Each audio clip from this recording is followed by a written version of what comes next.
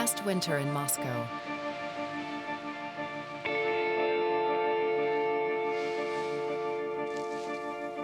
thousands of people lined up in the middle of the night to be a part of an old ritual. The Russian soul, we're unbeatable. Our faith in God makes us strong.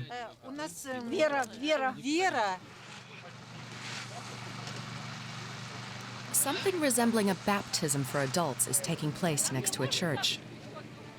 The faithful take a quick dip in ice-cold water. During the Soviet era, this Russian Orthodox ritual to mark Epiphany all but disappeared. Now it's being revived. This is not just about faith. It's a way to show the world what Russia is capable of. Russian television is here to show President Vladimir Putin taking the plunge. 400 kilometers from Moscow, the man who serves as a role model for his country enters the chilly water.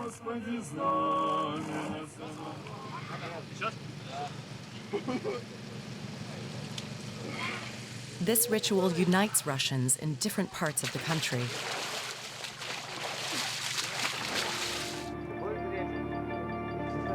The faithful are impressed that their president is leading by example.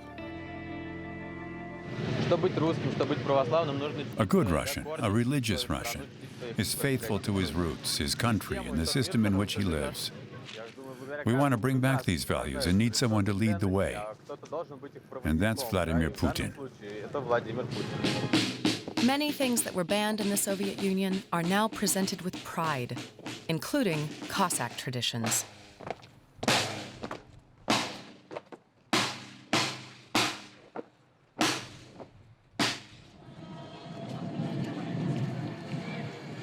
Not far from Red Square are the offices of Tsargrad TV, a broadcaster that propagates a return to traditional values.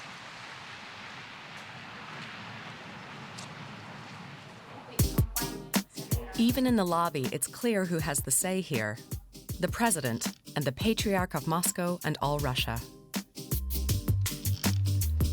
The broadcaster was founded by Konstantin Malofeev, an Orthodox businessman and Putin ally. Here, journalists criticize Western decadence and declare homosexuality to be a cardinal sin. Tsargrad TV's biggest star is host Andrei Afanasyev. That's our studio. It's considered one of the best and definitely well-equipped in Russia, and I'd say in the world. The main specialty of it is a hand-painted icon of Jesus Pantocrator. It's one of the symbols of our channel. In 2017, Andrei Afanasyev made international headlines when he produced a video offering Russian homosexuals a free one-way ticket to the US. This is not a joke. We really want you to move there, where you can openly submit to your sins.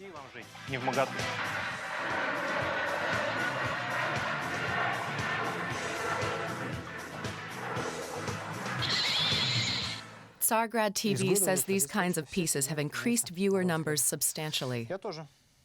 The broadcaster claims a quarter of all Russians have watched its programs at least once. I'm Andrei Afanasyev. Welcome to The Russian Answer. The programs fight for family values and against abortion, and they depict the West as decadent and corrupt. These are also favorite topics of owner Konstantin Malofeev.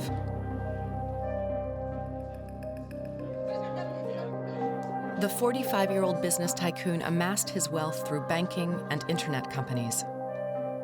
People call him the orthodox oligarch, though he sees himself as a monarchist. He's also said to be in direct contact with Vladimir Putin. Putin, in my eyes, definitely good substitute for the Tsar for this moment. Definitely. Because what he's doing right now, it would be the best what could be done by born Tsar. He personifies himself with Russia. To pass this sense of patriotism and orthodoxy onto the next generation, Konstantin Malafiev has also founded a school. The St. Basil the Great School is located in an upscale neighborhood in Moscow. 400 pupils attend classes in what resembles a palace. The school is a training ground for Russia's future elites. The walls are lined with images of past Tsars and famous Russian writers, constant reminders of the pre-revolutionary Russian Empire. The point was, of course, for children to watch these paintings, and it's given something to your heart and to your mind, even if you are not mentioned this. Deeply in your mind, you always would remember, something good, nice, and back to Russian history. To make sure nothing distracts from this special atmosphere, cell phones aren't allowed at the St. Basil the Great School. For just over 1,000 euros a month, even young children get to learn all about tradition, including Church Slavonic, which is still used in Orthodox services.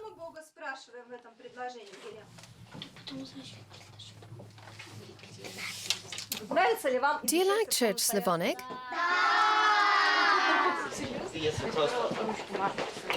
Along with a classical education, pupils are also taught good manners, proper etiquette, and dancing.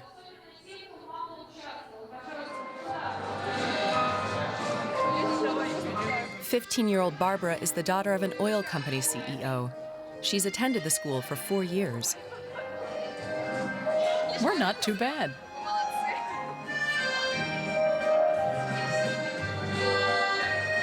Proceed and turn.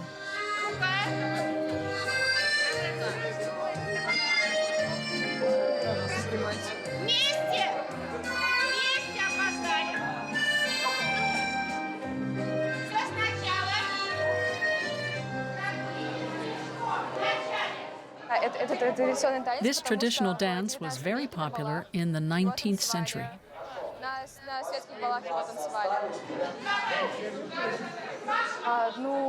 We're practicing it for our school's anniversary celebrations, when our parents and many other guests will be here.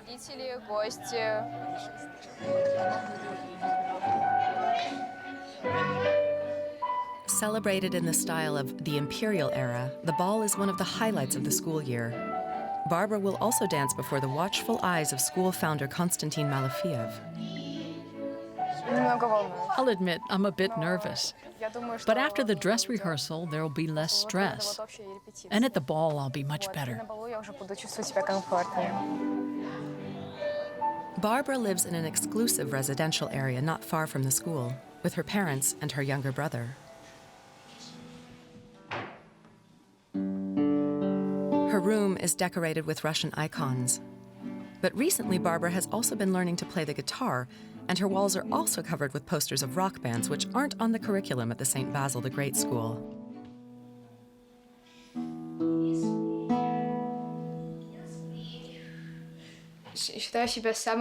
I'm a completely normal teenager. I listen to alternative rock, like Rammstein, 3 Days Grace, and Green Day. And there's Imagine Dragons and My Chemical Romance. She made the rainbow flags, which symbolize the LGBT pride movement, herself. My parents don't know what these colors mean.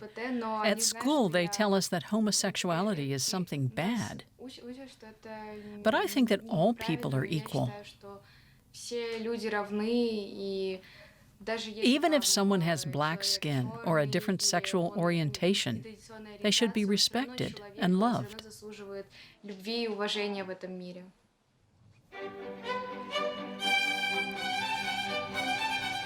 This evening, Barbara's parents are hosting a dinner party. Her father, Andrei, is cooking a specialty from Siberia, where he grew up.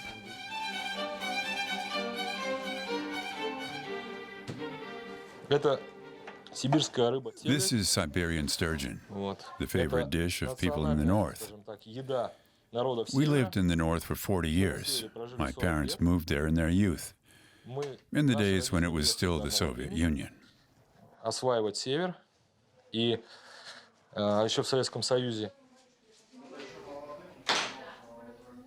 Andrei trained as a geologist.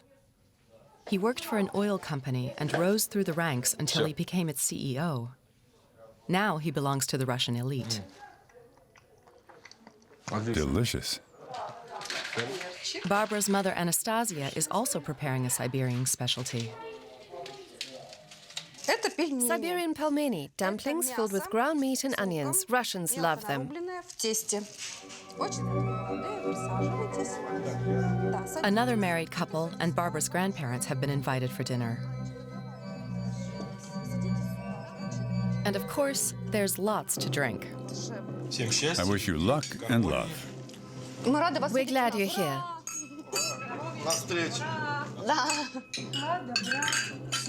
In Russia, it's a tradition to say a toast before drinking another glass. I drink to your big family. May it remain united. That's what's most valuable. And that you honor tradition. To you. Thanks. We've known each other so long.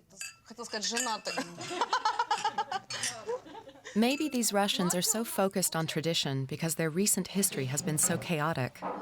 For many, change breeds fear. In Russian history, every major change has led to violence. We've always had bloody revolutions and coups, with many deaths and lives shattered.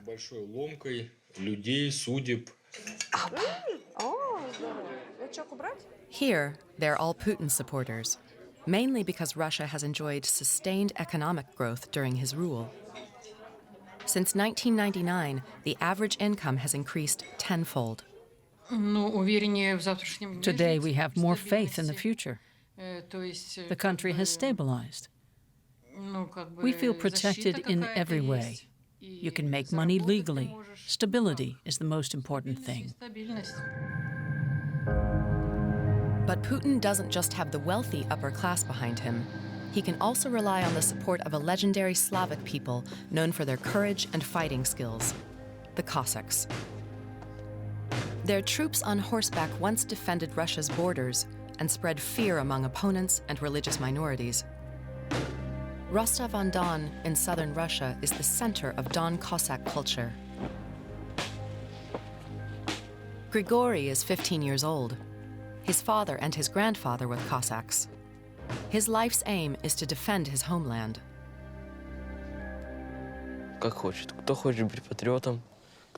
Everyone must decide if he's a patriot or not. Today, Russia is subject to many dangers from abroad. Should I have to defend my motherland one day, I'm even prepared to sacrifice my life.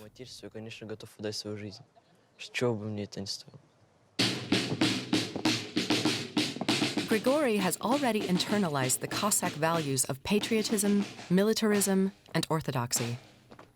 It's a mixture that matches Vladimir Putin's conservative ideals. Grigory is a cadet at the highly regarded Shakhty Cossack School. Here, 220 young men are preparing for their military service.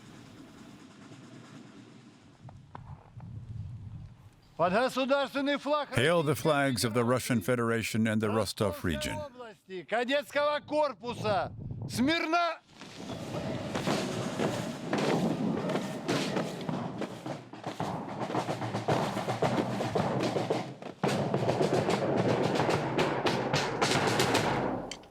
In Soviet times, Cossacks were oppressed.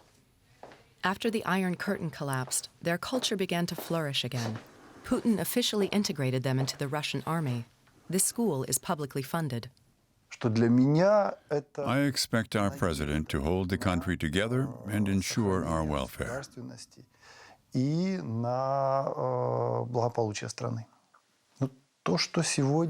Today, his most important duty is the security of our country, and he must see to it that there's peace in our nation, because what's happening at our borders frightens us.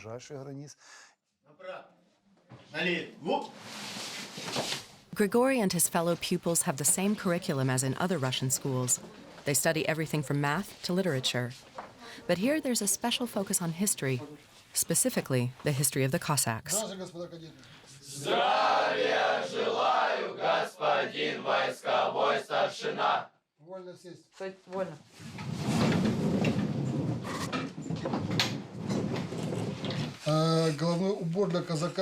For Cossacks, your head covering is a question of honor. Our forefathers only removed it to pray when they entered a church or were communing with God. When a Cossack died on the battlefield, he was never buried with his cap. It was always brought to his widow. Along with the uniforms and weapons, pupils are also told about their forefathers' heroic deeds. Grigory and his friends are proud of these stories.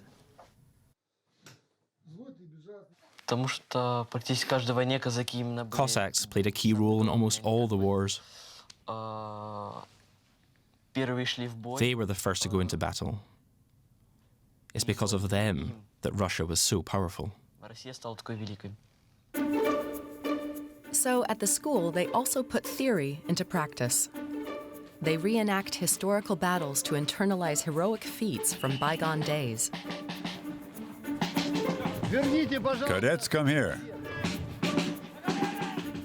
For school director Vitaly, it's an indispensable exercise. What we've read isn't enough. We have to put on the uniforms of our forefathers and use their weapons and march for kilometers in the same conditions. We have to withstand cold and snowstorms. That's the only way to learn our history.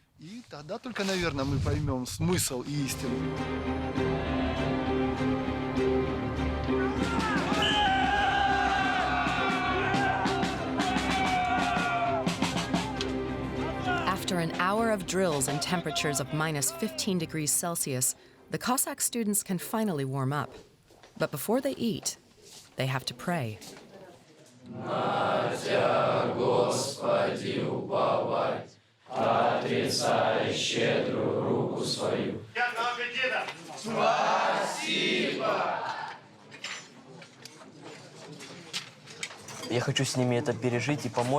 want to share this adventure with my comrades, and if they ever need me, I'll help them out.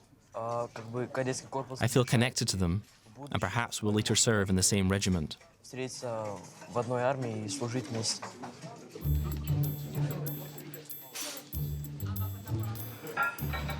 The older students are doing bodybuilding. Their big role model is Vladimir Putin.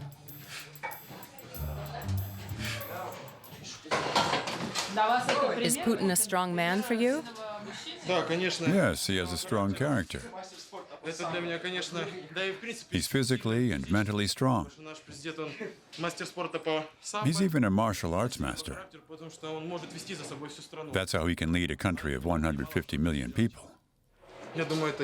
Only he can help our country advance and develop. I don't see anyone who can equal him or replace him as president.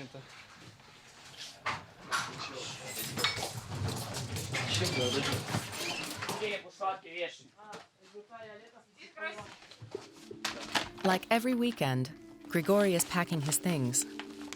Tomorrow he's going home. It's a 200-kilometer trip.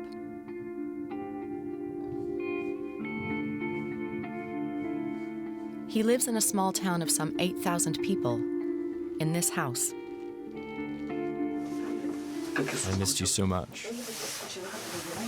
I missed you too. Grigory's parents are divorced. His mother, Yelena, works in a medical lab and earns around 300 euros a month. When her son comes home, she lets him sleep in the only bed. That's my brother. He's a soldier in a special forces unit. He's my role model. That's what a real man and soldier should be like.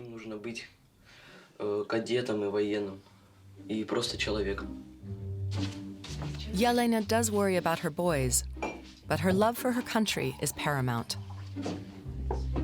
The most important thing is that my sons defend our nation. They must be prepared to sacrifice themselves for their comrades if necessary. I've raised my sons to be real men. She thinks Putin is a good president. He supports the revival of orthodoxy and has had many churches built. For us Cossacks, that's important. Since Putin has been in power, the Russian Orthodox Church has enjoyed a noticeable revival. In the last 2 decades, around 1,000 churches have been restored or rebuilt each year. Many were destroyed during Stalin's rule. Since 2011, 65 churches have been erected in Moscow alone. Another 150 are in the planning. The idea is for every Muscovite to have a house of worship within easy reach.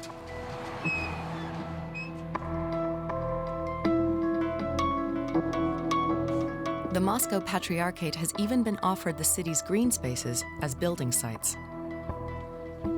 A conflict has erupted between residents and church leaders over the Torfyanka Park in northern Moscow. On the one side are priests and the faithful, who are staking their claim by holding regular masses here.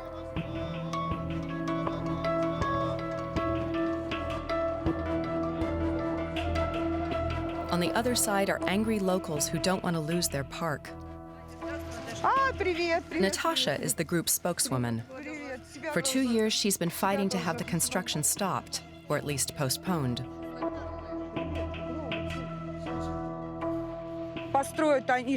There are already 4 churches in this district. This would be the 5th.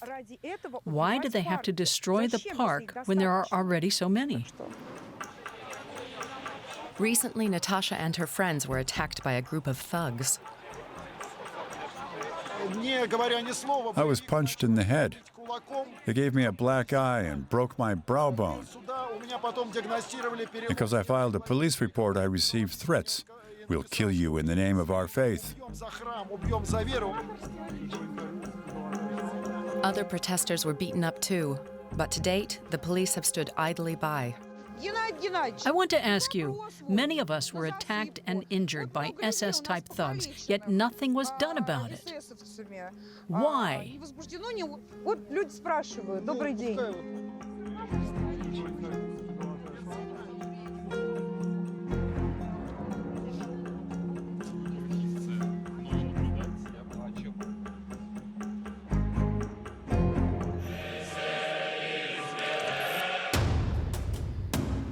The group, which calls itself 40 times 40, is protected by the authorities.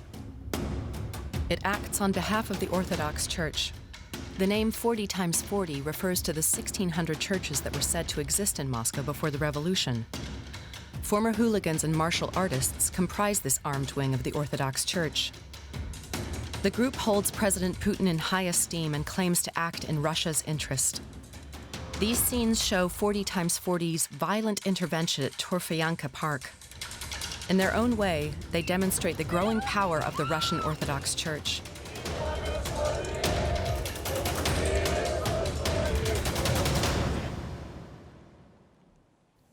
We meet members of the group. One of its leaders, Artyom, invited us to a church.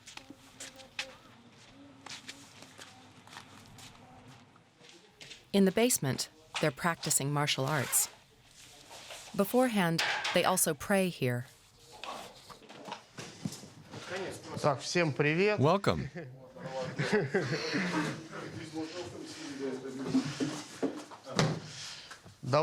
Come, line up to pray. Отче наш, же и на небесех, да светится имя Твое, да придет царствие Твое, да будет воля Твоя, как на небесе и на земле, хлеб наш насущный дашь нам. The group is comprised of a colorful mix of students, police officers, and IT experts like Artyom. Twice a week, they gather here to train after work. So, let's go.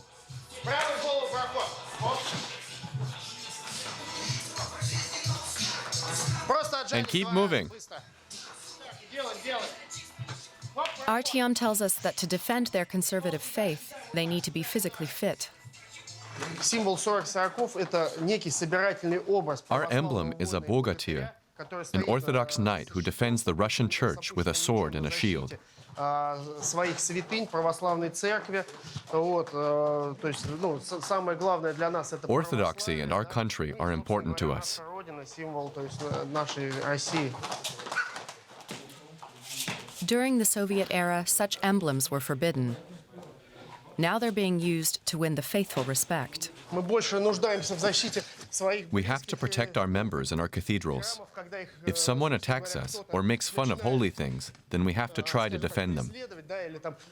We must defend them. Мы должны как бы пробовать, ну, пытаться защищать это. Вот.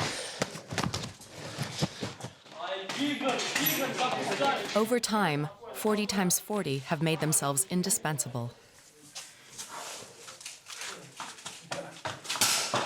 We're taking on more and more duties. At first, we only defended holy sites. Now we also help at the Patriarch's church services. On the same evening, 40 times 40 will be on duty at a ceremonial mass attended by then Prime Minister Dmitry Medvedev.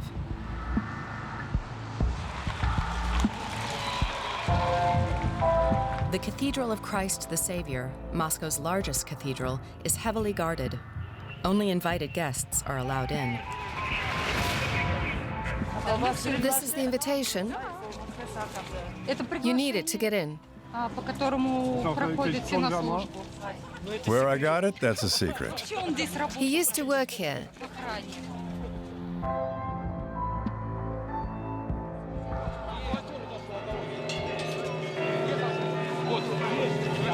Artyom and his friends don't need an invitation. Around a dozen people from their group are in attendance. Officially, they're here as stewards.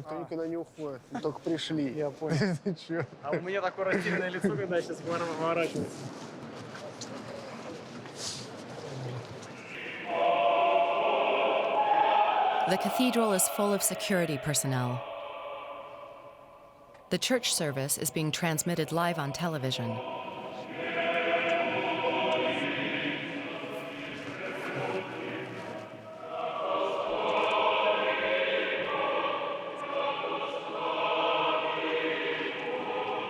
Then Prime Minister Dmitry Medvedev has come to hear Patriarch Kirill's sermon in person.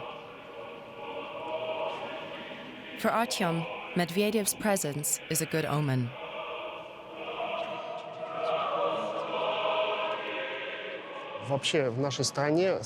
Our best times were always when political power and the church were united. As long as this alliance lasts, nothing can happen to us.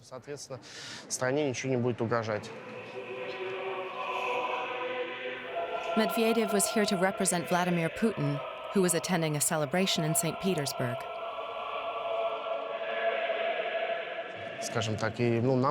We Christians like it that Putin is an Orthodox believer. He supports the church, and that's very valuable.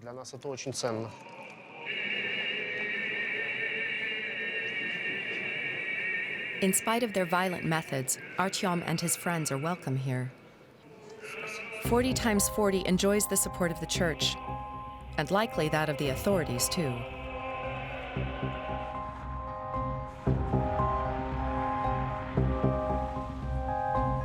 At least that's the opinion of the demonstrators protesting against the construction of the church in Moscow's Torfyanka Park. The attacks against them were never investigated, and Natasha and Yevgeny have been targeted again and again.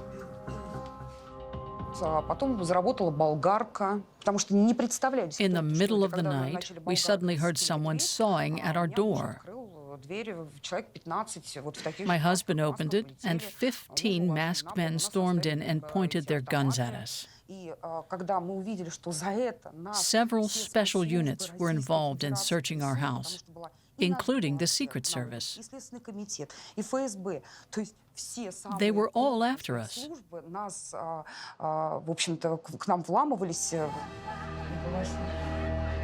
Yevgeny and 8 other activists each received unwelcome visitors who were accompanied by TV crews. Clearly, these home searches were meant to serve as warnings.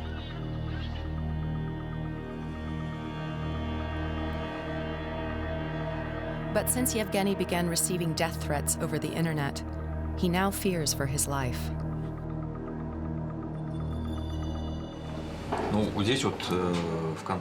One guy from 40x40 wrote that he's digging a grave for me in the park and that he plans to bury me there.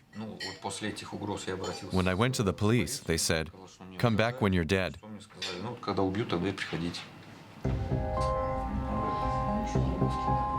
But death threats are no laughing matter in Russia. Journalists, lawyers, and politicians have all been victims of deadly attacks. Many still remember the assassination of opposition politician Boris Nemtsov, just steps from the Kremlin.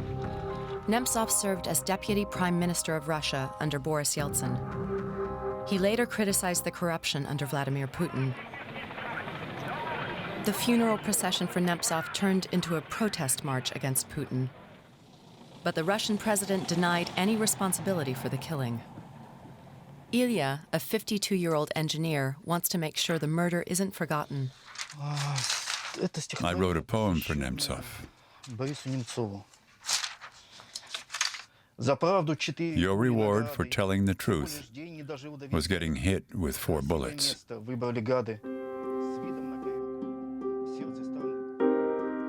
Like Boris Nemtsov, Ilya hoped that post-communist Russia would develop into a democratic society.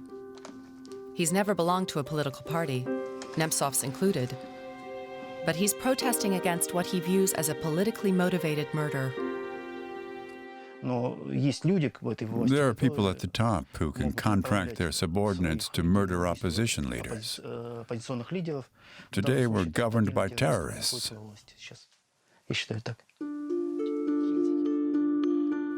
Once a week, Ilya holds a night-long vigil. His daughter and son-in-law worry about him.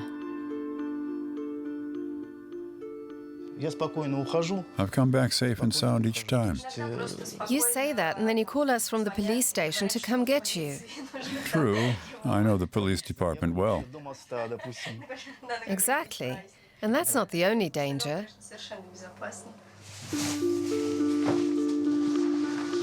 But even numerous arrests haven't dissuaded Ilya. On this Monday, he'll once again spend hours in the cold to keep the memory of one of Vladimir Putin's most vocal critics alive.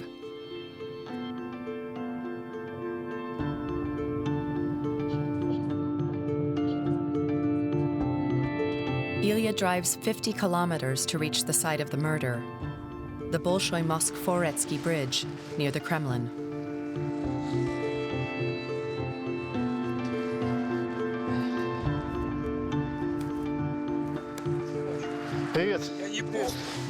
How long have you been here? Aren't you cold? It's okay. We were a bit late anyways. Together, they've created a modest memorial.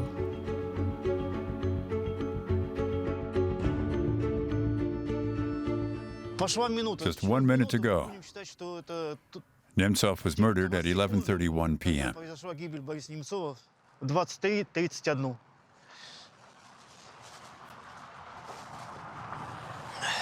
They observe a minute of silence in front of the walls of the Kremlin.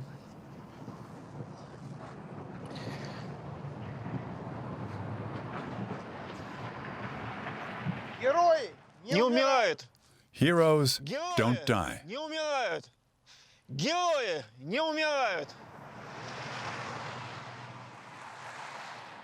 A few passers-by stop to express their support.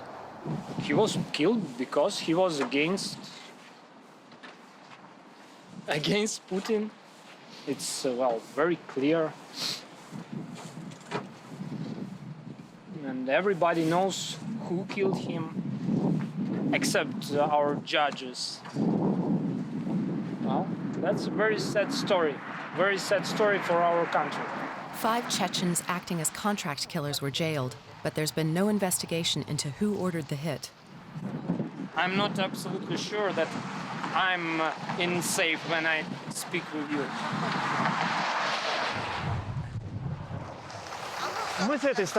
The site is cleaned very often to drive would-be protesters away. Ilya and his friends take turns guarding the memorial. 7 days a week, around the clock.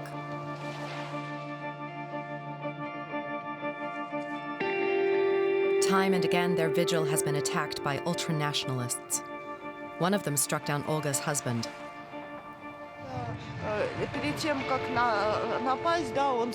A man came up to Ivan and asked, "You don't like Putin?"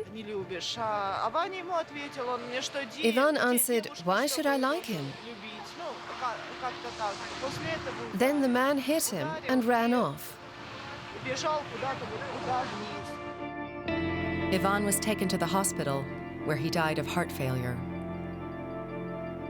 Since then, his wife has attended the vigil on her own.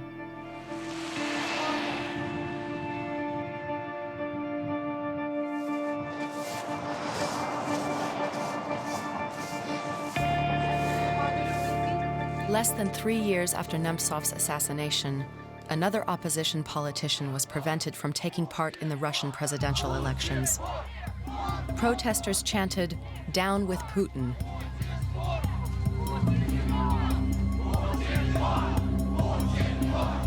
Alexei Navalny made a name for himself, blogging against corruption.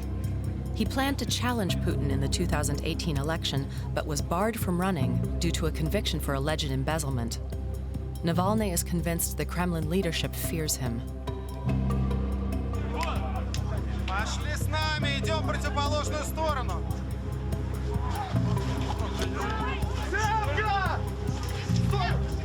At this rally, Navalny was arrested and held for 8 hours.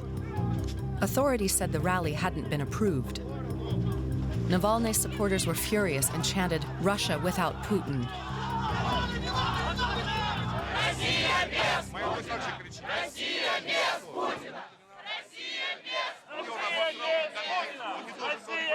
He is like a devil here because he destroyed our country. Russia without Putin.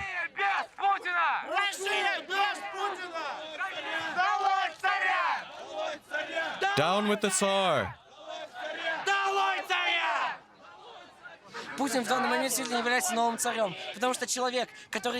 Today, Putin is the new Tsar.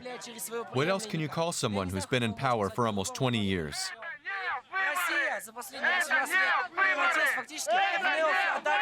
Russia has degenerated into nothing more than a feudal country that's ruled with bayonets, clubs, and crosses.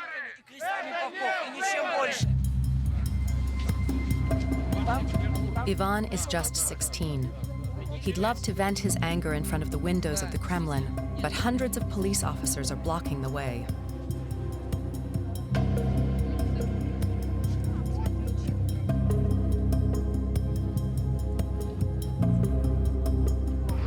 Unfortunately, Putin's won again today. There aren't enough of us.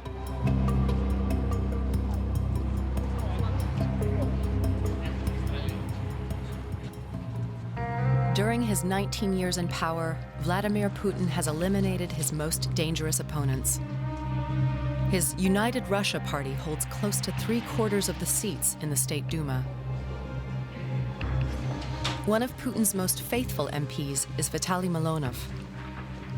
He's the architect of Russia's gay propaganda law, which has cost many LGBT teachers their jobs.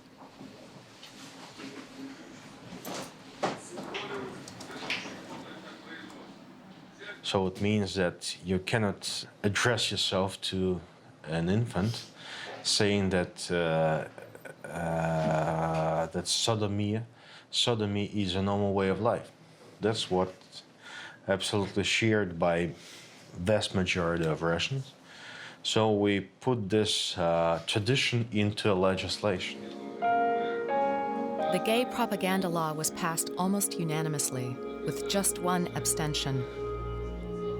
The European Court of Human Rights has ruled it discriminatory.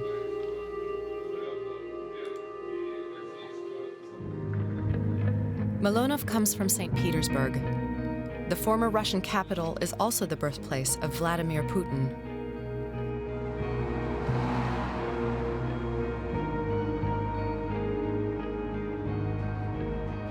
Long known as Russia's window to the West, St. Petersburg is home to many sexual minorities. But gay bars aren't recognizable from the outside. They don't advertise or fly rainbow flags.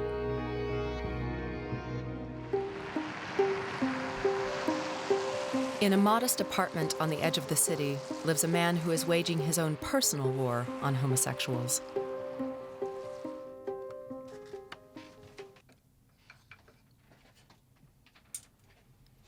He's a jeweler by day, but at night he takes on the role of a criminal investigator. He tracks down LGBT teachers using the internet. If I see teachers on a gay or lesbian website, then I find out where they work and contact the Interior Ministry. Then legal action is taken against them, though sometimes they just quit on their own. Timur doesn't require much evidence. One photo on the net is enough. Look at this music teacher. She's pictured here with her girlfriend. They're clearly lesbian, and pupils can see that. She published all her photos. Now she's been fired. She even went abroad to escape the pressure.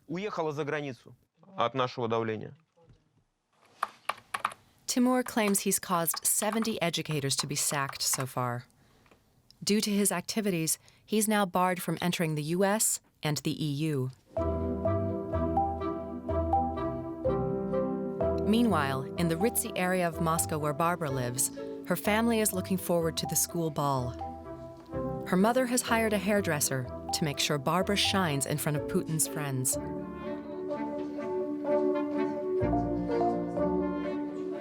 I'm very excited about this prom, and yeah, it's like a dream when a princess came to the prom, and it's like my child dream. So. But whilst the revival of a Tsarist Russia may be a dream for some, for others, it's a complete nightmare.